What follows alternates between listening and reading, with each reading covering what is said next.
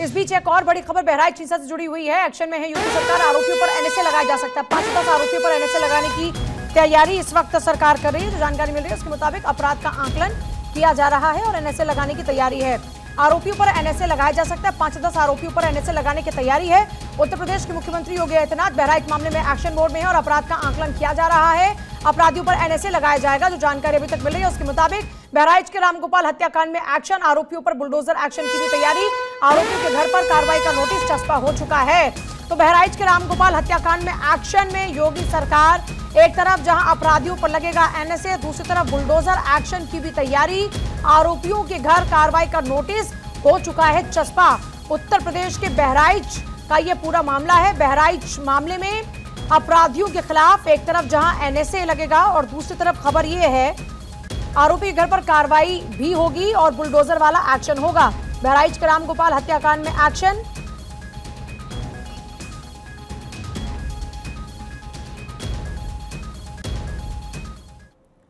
और एक और बड़ा अपडेट इसी मामले को लेकर, पुलिस ने 26 और आरोपियों को गिरफ्तार कर लिया। अब तक कुल 87 आरोपी गिरफ्तार हो चुके हैं।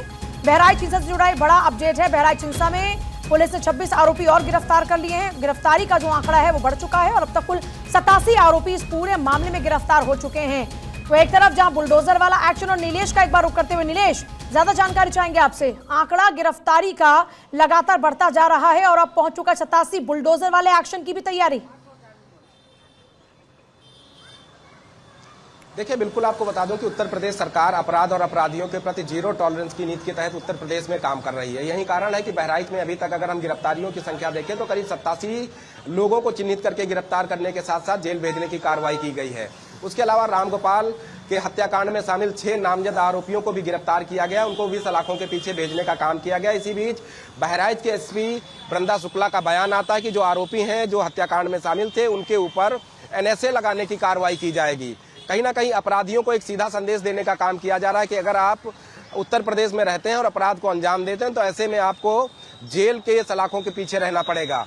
उसके अलावा उत्तर प्रदेश सरकार की अगर हम बात करें तो उत्तर प्रदेश सरकार के निर्देश पर जो हिंसा में शामिल लोग थे उनकी तलाश लगातार जारी है। कई टीमों को लगाया गया है जो लगातार वीडियो फुटेज के आधार पर आरोपियों को चिन्हित कर रही है और चिन्हित करने के साथ साथ बीएनएस की धाराओं में मुकदमा दर्ज कर आगे की कार्रवाई में जुटी हुई है। आज की अगर हम अपडेट की बात करें तो आज भी बहराइच की कप्तान वृंदा शुक्ला ने मीडिया कर्मियों से अनुरोध किया है कि जो 13 और 14 अक्टूबर को जो कवरेज हुई थी, जो हिंसा के दौरान कवरेज हुई थी, उसका अगर वीडियो मीडिया सेल को उपलब्ध कराया जाएगा तो उस वीडियो फुटेज के आधार पर अपराधियों को चिन्हित करने में आसानी होगी और जो अपराधी चिन्हित होंगे, जो हिंसा में शामिल होंगे, आगजनी कर रहे थे, तोड़फोड़ कर रहे थे, ऐसे लोगों को बीएनएस के धाराओं में मुकदमा दर्ज कर जेल भेजने की कार्रवाई की जाएगी। कहीं ना कहीं इसी बीच अगर पीड़ित परिवार की हम बात करें, जो कि रामगोपाल मिश्रा का पीड़ित परिवार है, उन्होंने उत्तर प्रदेश सरकार के ऊपर आश्वासन पर भरोसा जताया है कि कहा है कि सरकार उनके साथ खड़ी है और सरकार लगातार परिवार के लोगों के साथ संपर्क में है और सरकार के तरफ से जो अभी तक कार्रवाई की गई है उससे वो संतोष है। हालांकि हरदी पुलिस पर उन्होंने सवालिया निशान जरूर खड़े किए हैं। फिलहाल अगर हरदी और महाराजगंज इलाके की बात करें तो वहां पर शांति व्यवस्था कायम है।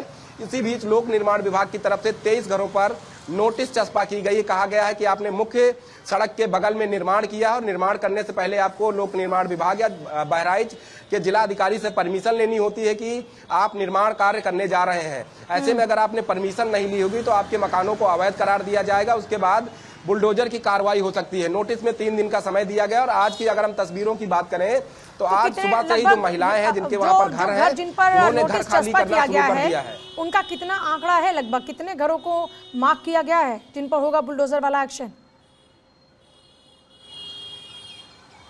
देखिए, 23 घरों पर नोटिस लगाने की कार्रवाई की गई और 3 दिनों का समय दिया गया है और सुबह से ही जो जिन घरों पर नोटिस चस्पा किया गया वहां पर महिलाओं ने सामान निकालना शुरू कर दिया। उत्तर प्रदेश सरकार से गुहार भी लगाई है कि उनके घर को बचाया जाए। जो अपराधी हैं उनको जेल भेजने की कार्रवाई लगातार पुलिस कर रही है और इसी बीच महिलाओं ने उत्तर प्रदेश के मंत्रियों के साथ साथ उत्तर प्रदेश के मुख्यमंत्री योगी आदित्यनाथ से भी गुहार लगाई है कि उनके घरों को बचाने का काम करने के साथ साथ उनके बच्चों का भविष्य भी सुरक्षित किया जाए। हालांकि लोक निर्माण विभाग ने नोटिस में साफ तौर पे कहा है कि जो मुख्य मार्ग होता है उससे 60 फीट आसपास अगर आप निर्माण करते हैं तो वो जो है लोक निर्माण विभाग के दायरे में आता है। ऐसे में आपको परमिशन लेना अनिवार्य होता है। फिलहाल 23 घर हैं जिन पर नोटिस चस्पा की गई, जिसमें 20 ऐसे घर हैं जो मुस्लिम समुदाय से आते हैं और 3 घर ऐसे हैं जो हिंदू समाज के हैं। कुल 23 घरों पर नोटिस चस्पा किया गया है और कल जो है नोटिस की समय सीमा पूरी हो जाएगी, जिसके बाद लोक निर्माण विभाग की तरफ से एक्शन लिया जाएगा। हालांकि नोटिस में यह भी कहा गया है कि 3 दिनों के अंदर मकानों को खाली करके स्वयं ही अगर अवैध निर्माण को गिरा दिया जाए तो कहीं ना कहीं जो है लोक निर्माण विभाग आगे की कार्रवाई करेगा। फिलहाल देखना होगा कि कौन कौन से ऐसे मकान मालिक होंगे जिनके पास दस्तावेज उपलब्ध हैं, चाहे वो मकान की रजिस्ट्री हो या फिर लोक निर्माण विभाग या जिला प्रशासन से ली गई अनुमति हो कि वो मकान या दुकान बनाने जा रहे हैं।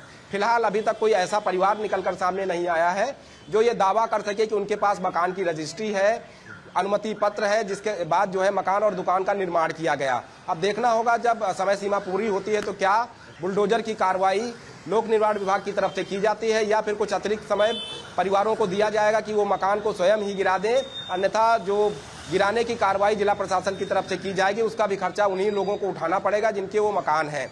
फिलहाल नोटिस चस्पा होने के बाद से महाराजगंज इलाके में जिन मकानों के ऊपर नोटिस चस्पा किया गया है उन परिवारों में हड़कंप मचा हुआ और लगातार सरकार से गुहार लगा रहे हैं कि जो अपराधी हैं उनको बेशक आप जेल भेजिए और हमारे आसियानों को बचाने की जो है मुहिम सरकार की तरफ से चलाई जाए। अब देखना होगा कि उत्तर प्रदेश सरकार इस पर क्या कुछ निर्णय लेती है, क्योंकि ये महाराजगंज का वही इलाका है जहां पर रामगोपाल मिश्रा को गोली मारकर मौत के घाट उतारा गया था और रामगोपाल मिश्रा को जिस मकान के ऊपर गोली मारी गई थी वो अब्दुल हमीद का मकान था। अब्दुल हमीद के मकान पर भी नोटिस चस्पा की गई और अब्दुल हमीद के मकान से ही अगर दोनों साइड देखें तो करीब 12 मकान है जिसके ऊपर जो है नोटिस चस्पा करने की कार्रवाई की गई है। एक तरफ मस्जिद है, दूसरी तरफ जो है दुकानें हैं, तो उन दोनों तरफ जो है नोटिस चस्पा करके लोगों को टाइम दिया गया है कि 3 दिनों के अंदर जो है नोटिस का जवाब दें, अन्यथा उनके ऊपर विधिक कार्रवाई की जाएगी। अब देखना होगा लोक निर्माण विभाग इसके बाद क्या कुछ कार्रवाई करता है।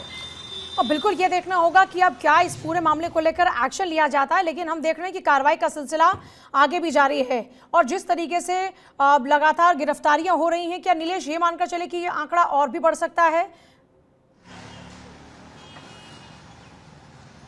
देखिए, बिल्कुल जिस तरीके से आज मीडिया कर्मियों से अपील की गई है कि 13 और 14 अक्टूबर को जब हिंसा हुई और हिंसा के बाद जो कवरेज की गई है, जो टीवी पर खबरें चली हैं, उनकी फुटेज अगर बहराइच पुलिस को मुहैया कराई जाएंगी तो उस फुटेज के आधार पर भी आरोपियों को चिन्हित करने का काम किया जाएगा। यानी कि बहराइच पुलिस का संदेश साफ है कि जो लोग भी हिंसा में शामिल होंगे, चाहे वो हिंदू हो या मुस्लिम हो, जिन लोगों ने तोड़फोड़ की होगी, आगजनी की होगी, ऐसी परिस्थितियों में उनके ऊपर भी बीएनएस की धाराओं में मुकदमा दर्ज किया जाएगा और जेल भेजने की कार्रवाई की जाएगी। अभी तक अगर हम बात करें तो 87 ऐसे लोगों को चिन्हित किया जा चुका है जिनको हिंसा में किसी न किसी कारण से वहां पर मौजूद हुए थे या फिर हिंसा में शामिल थे, तोड़फोड़ की थी, आगजनी की थी, उनको चिन्हित करने के साथ जेल भेजने की कार्रवाई की गई है। और जो रामगोपाल मिश्रा के हत्याकांड में 6 नामजद आरोपी थे, उन 6 नामजदों को जेल भेजने की कार्रवाई की गई।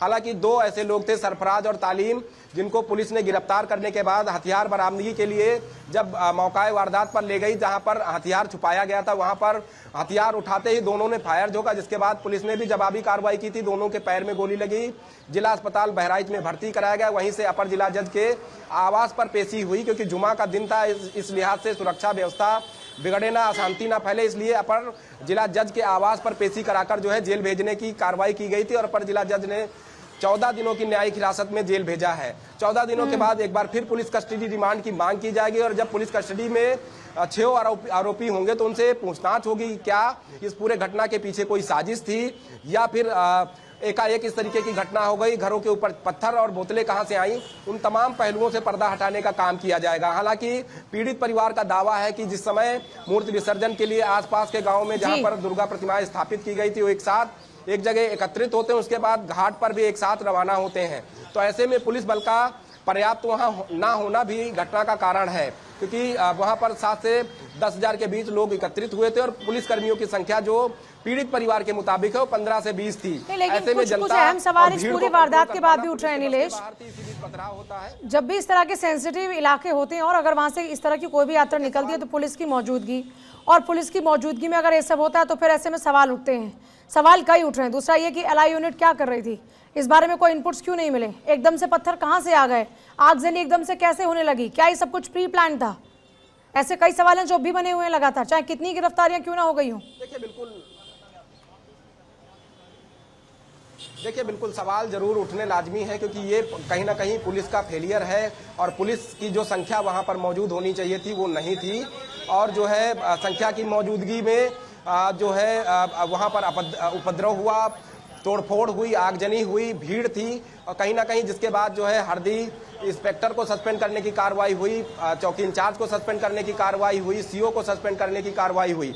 लेकिन सवाल फिर भी यही उठता है कि लोकल इंटेलिजेंस यूनिट के पास क्या वो इनपुट नहीं था कि वहां पर कितनी भीड़ इकट्ठी हो सकती है, रूट मैप क्या है, किस तरीके से लोग जो है दुर्गा प्रतिमा को विसर्जित करने के लिए नदी तक जाएंगे। उन तमाम पहलुओं पर लगातार सवाल विपक्ष भी पूछ रहा है और वहां की जनता भी पूछ रही है कि आखिर जब पुलिस को ये मालूम था, प्रशासन को ये मालूम था कि बड़े पैमाने पर भीड़ वहां पर एकत्रित होगी और भीड़ को काबू करने के लिए पर्याप्त मात्रा में पुलिस बल का होना आवश्यक है, तो ऐसी परिस्थितियों में वहां पर पुलिस बल क्यों नहीं था, इसको बताने का काम किया जाए। फिलहाल इस पर जो है जांच जारी है कि आखिर किसकी गलती से इतना बड़ा हादसा हो गया और हादसा जो है हिंसा में तब्दील हो गया।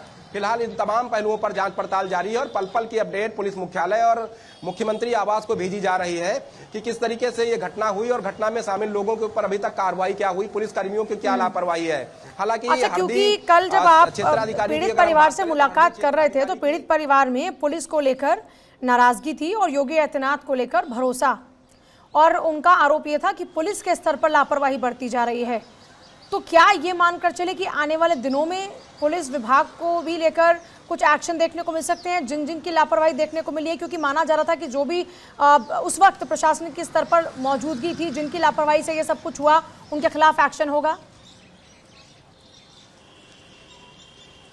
देखिए, बिल्कुल एक्शन होना लाजमी है, क्योंकि उत्तर प्रदेश सरकार और योगी आदित्यनाथ लगातार ये प्रयास कर रहे हैं कि अपराधियों के ऊपर नियंत्रण किया जाए।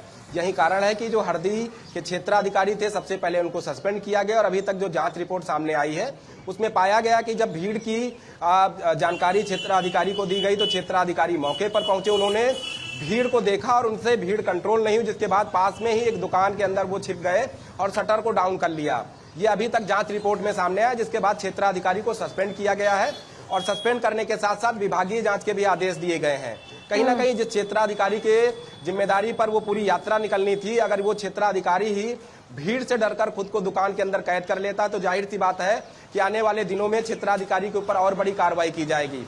फिलहाल अभी तक की अगर हम बात करें तो कई अधिकारी इस पूरे जांच रिपोर्ट को तैयार कर रहे हैं। जांच रिपोर्ट तैयार करने के बाद मुख्यमंत्री को सौंपी जाएगी कि आखिर पुलिस के कौन कौन से वो अधिकारी थे जिनकी जिम्मेदारी वहां पर बनती थी कि भीड़ को नियंत्रित करें, भीड़ उपद्रवी ना हो सके, हिंसा ना फैला सके और सकुशल जो है मूर्ति विसर्जन की जो व्यवस्था थी उसको संपन्न कराया जाए। फिलहाल ऐसा वहां पर हुआ नहीं और उपद्रव हो गया और उस उपद्रव में जो दोषी हैं उनको जेल भेजने की कार्रवाई हो रही है, लेकिन पुलिस और प्रशासन के जो अधिकारी जाहिर तौर पर उनकी भी जिम्मेदारियां कार्रवाई हो रही है और आगे भी कार्रवाई होगी। बहुत शुक्रिया नीलेश आपका फिलहाल पूरी जानकारी के लिए। तो देखिए, इस पूरे मामले को लेकर लगातार एक तरफ दावा किया जा रहा है कि पुलिस एक्शन मोड में है, 80 से ज्यादा गिरफ्तारियां अब तक हो चुकी हैं।